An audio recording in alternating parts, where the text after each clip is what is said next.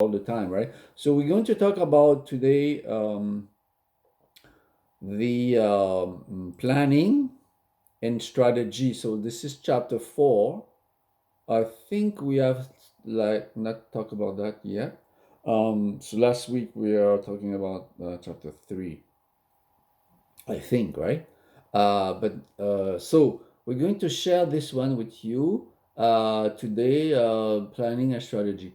But before that, just to illustrate the importance of that topic, I would like to start with an example that I just pulled out from the internet this morning. So it's very fresh news, okay? And it's, I think I read that this morning, early this morning, and I thought, okay, that will be a great example for our class today, because the class is about strategy, planning and strategy. So this is the topic, and yeah, this article I just found on Forbes. By the way, Forbes is a very reliable source. You know that I'm insisting on always providing reliable sources. Either like an article from a peer review journal, uh, reliable news network, and magazine. So Forbes is very famous for business, covering business news, right? So this one is about an alliance. Okay, so these are a lot of concept here that I would like to illustrate that are like part of planning and strategy. Okay, and also about everything we are going to talk about in this course. We have already talked about the environment, the pestle model, for example, the environment of the firm. We're going to talk about the different strategies like focusing and so on. And so this article, actually, if you read it, there's a lot of elements that relates to those concepts we are discussing in class. So now, and then of course you have in the pestle model. We have, you remember, political environment, economical environment, technology, and so legal and so on. So here's first of all, of course, obviously, is the hydrogen technology, more specifically what we call the fuel cell. So the fuel cell is a technology that uses hydrogen as a carrier of energy. So a fuel cells will allow us to burn, if you want, the hydrogen, or combine hydrogen with oxygen and generate energy in the fuel cell. So then you need to have a tank of hydrogen. Hydrogen is a gas, a very light gas, as you know. So you can have a tank, and the tank contains hydrogens, and you mix the hydrogen with oxygens in the fuel cell, and you get power, right? But the thing was that hydrogen is known as the energy carrier for a long time. There was a lot of project using fuel cell. For example, there was a Vancouver-based company that are bankrupt today, but they were having a project in Vancouver to power the city buses,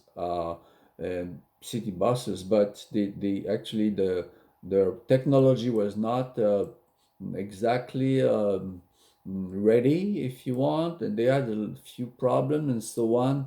Therefore, the company went bankrupt. I forgot the name of that company. Famous company in Vancouver, that were promoting fuel cell, right? But apparently, according to that article, Fuel cells now are more, the technology is more reliable. So the fuel cells are better than they used to be. And the idea is that probably fuel cell will be mm, a good way to power big lorries, or big trucks like this one you can see here. Now, what is interesting in that article is that there are few elements that we discuss in the theory of the class in the class.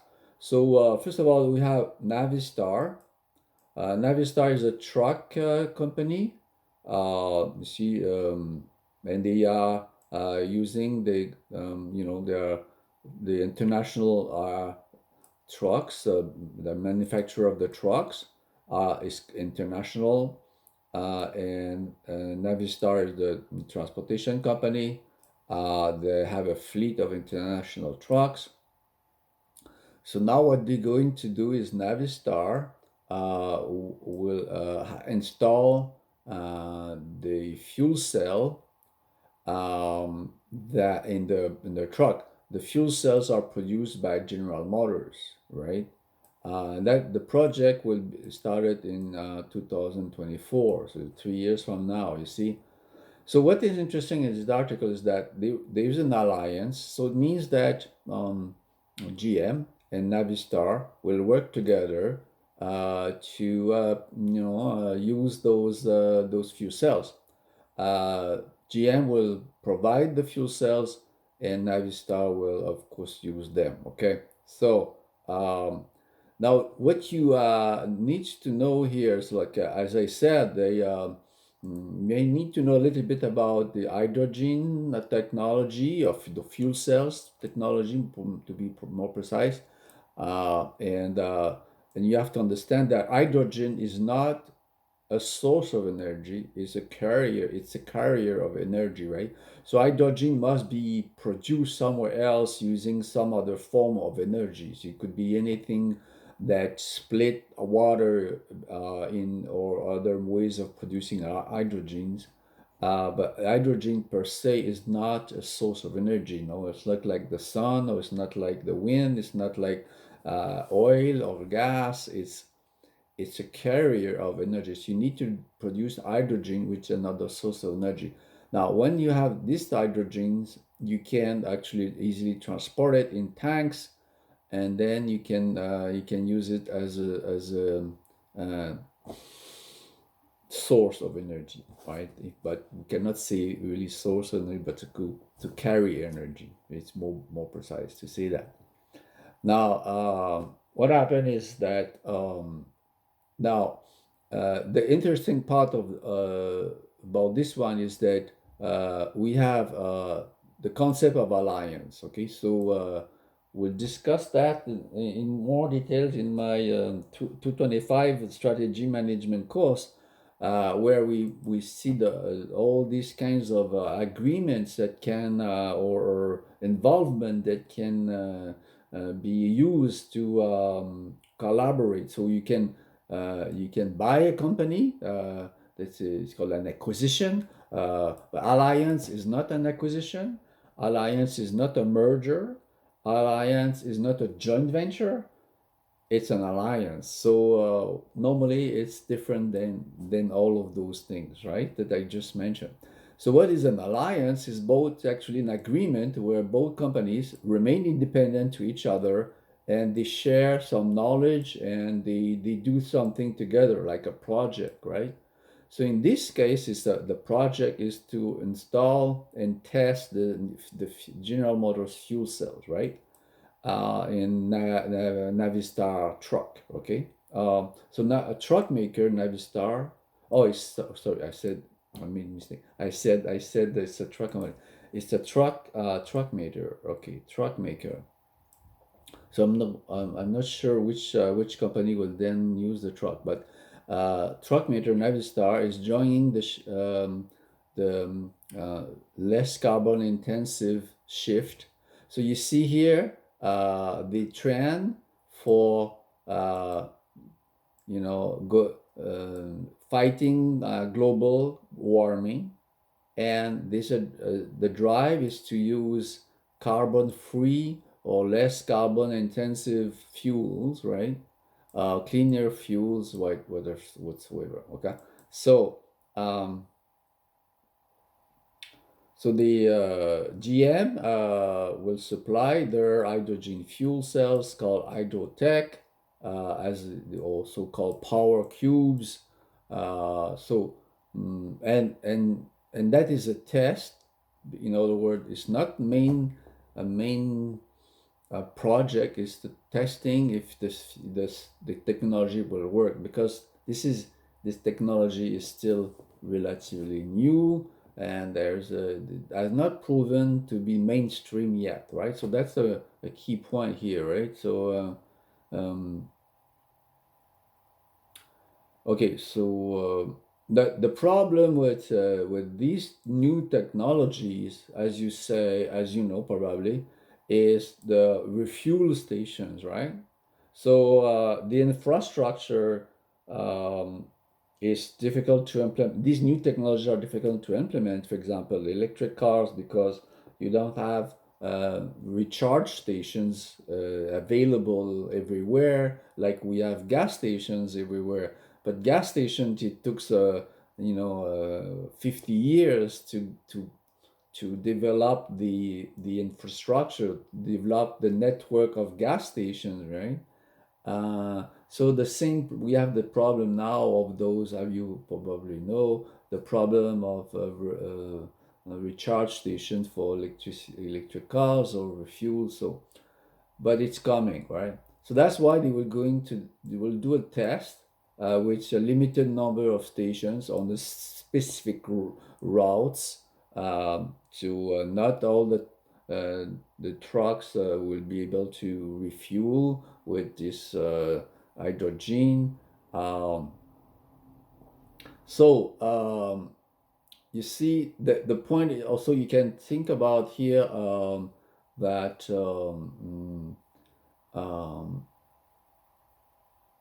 one of the key success factor is to have enough uh, refuel station, and also to target a niche where this technology could be implemented. Okay, so in this case, they're saying that in the over this truck will have 500 miles of range per fueling, uh, and can be refueled in about 15 minutes. So you see, compared to electric cars or electric trucks, uh, the recharge time is an advantage here because it's short, like very short, only 15 minutes compared to recharging, electric cars or even electric trucks will take more time. So that's an advantage for hydrogen. Um, so for short range, maybe electric trucks can be a solution. For example, a city truck. But for 500 miles or more, then they say the hydrogen will be better. Okay, so you have to think about what kind of niche you want to, your solution will be optimal. So that's the idea here. Um, so the idea is here, you see that there's a place for different type of technologies when we think about new energy, right? So solar have their applications and different applications for different technology. So the question is not is fuel cell will replace everything, or but it can be a solution in some cases, as you see here. Um, you see, I like that one here. Um, Zero emission vehicle do not take a one size fits all approach. In other words, every technology, well, more technologies will have their applications and different than others. So there is not one technology that will fit for all type of applications. That's the idea here. So you have, in other words, to find the right niche for your technology, for your product, right? Uh, Most of the time it's like that. Again, in business, there's no rules that apply for all the time. Okay, so Navistar selected GM to collaborate on fuel cell technology due to the company global leadership in the space.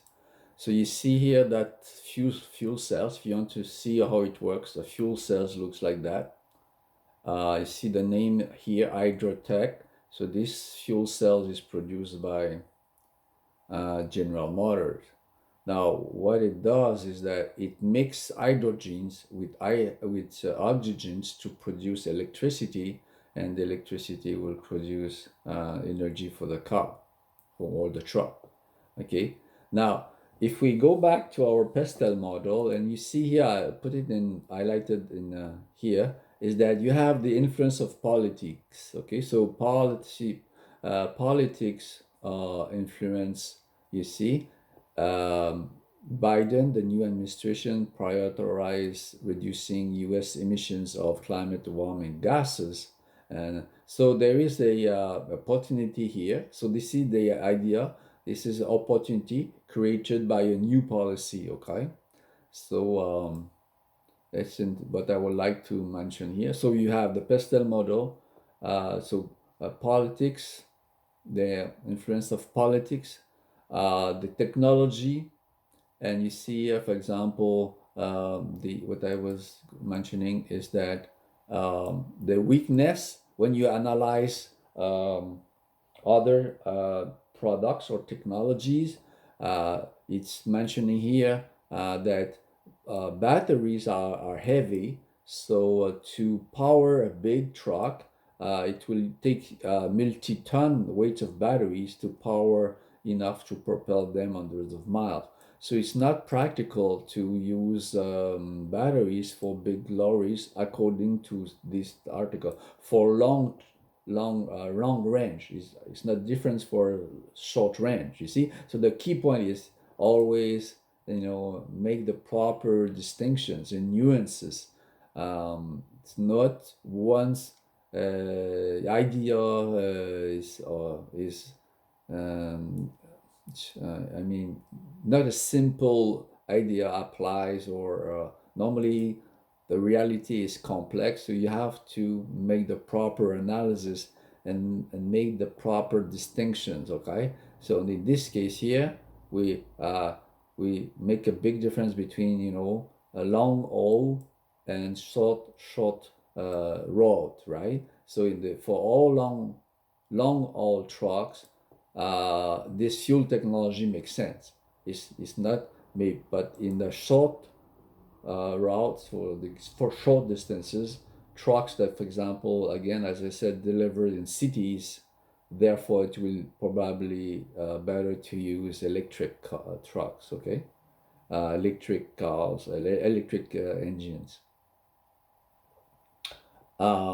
So you see, several global partnerships are forming to commercialize hydrogen in the heavy-duty vehicle space. So you see here, very important concept, global partnership. Why global partnership? Is because those technologies are very risky, and businesses want to reduce their risk, number one. Number two, they are very costly to develop. Fuel cells, have been around for, at least as I know, because I follow the energy sector for many years. So I remember the fuel cells, we were talking about fuel cells development 30 years ago. And that leads on to some important aspect. Okay,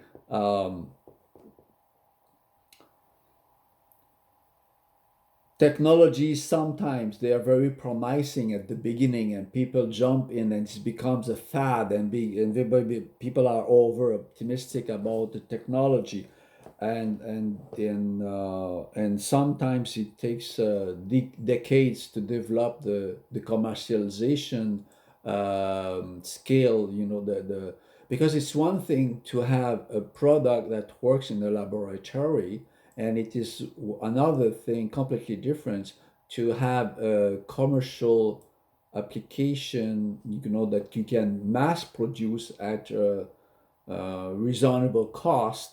Those product these new technologies. So, for example, fuel cells is a good example of that, because fuel cells have been around for a long time. But even if they were promising technologies, the problem was to be able to produce, to mass produce at a reasonable cost, fuel cells that are reliable, and also not only reliable but safe. Because hydrogen is very dangerous gas, you know that. Maybe you heard about the Zeppelin, uh, 100 years ago. And therefore, to use hydrogen safely is a big issue. Anyway, so um, that was the idea here. Okay, so there are many aspects here. This is a test, okay, test routes. And this is about a technology that was around for a while, never being able to develop at big scale. Hydrogen technology has improved. So the reason now it's becoming like more interesting is because of this one. Okay, so hydrogen technology improved dramatically over the past 20 years. Okay, so what I just told you is because 20 years ago, I know that some project, but they were have been many flaws. So you see that the technology has improved in terms of cost, performance, and durability. So that's the key here. Okay. So all right. So I think that's a nice example of many aspects of our management theory. Okay. Again, technology, um, um, alliances, um, and testing and developing the advantages on the niche, some niche market, and so on. Okay, so there are many things here. All right. Okay, so that was just to get you started, by the way. But I think it's a nice example, right, of what we are talking about in this class. And I think it's also very helpful to see this example here. Okay.